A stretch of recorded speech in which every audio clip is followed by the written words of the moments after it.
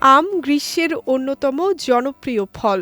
এর মিষ্টি স্বাদ ও রসালো গুণের কারণে ছোট বড় সবার কাছেই এটি প্রিয়। তবে আমে প্রাকৃতিক চিনি থাকায় ডায়াবেটিস রোগীদের মধ্যে অনেকেই দ্বিধায় থাকেন তাদের জন্য আম খাওয়া নিরাপদ কিনা।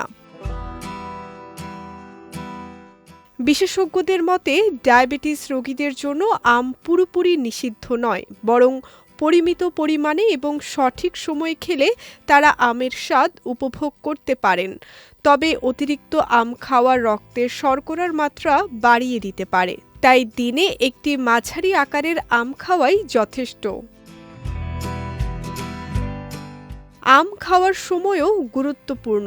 ভারী খাবারের সঙ্গে বা খাবার খাওয়ার পরপরই আম না খাওয়াই ভালো।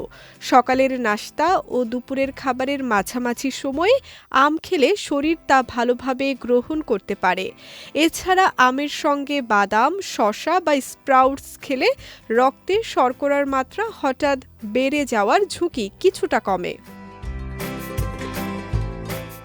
তবে ডায়াবেটিস রোগীদের আমের জুস, মিল্কশেক, পুডিং বা অন্যান্য মিষ্টি ডেজার্ট এড়িয়ে চলা উচিত, কারণ এইসব খাবারে অতিরিক্ত চিনি ও ক্যালোরি থাকতে পারে যা রক্তে গ্লুকোজের মাত্রা দ্রুত বাড়িয়ে দেয়।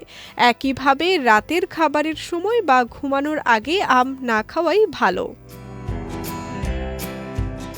মনে রাখতে হবে, ডায়াবেটিস নিয়ন্ত্রণে রাখার মূল চাবিকাঠি হল পরিমিত খাবার গ্রহণ ও স্বাস্থ্যকর জীবনযাপন। তাই চিকিৎসকের পরামর্শ মেনে সীমিত পরিমাণে আম খেলে ডায়াবেটিস রোগীরাও নিরাপদে এই সুস্বাদু ফল উপভোগ করতে পারেন। বিজয় টিভি নিউজ ডেস্ক।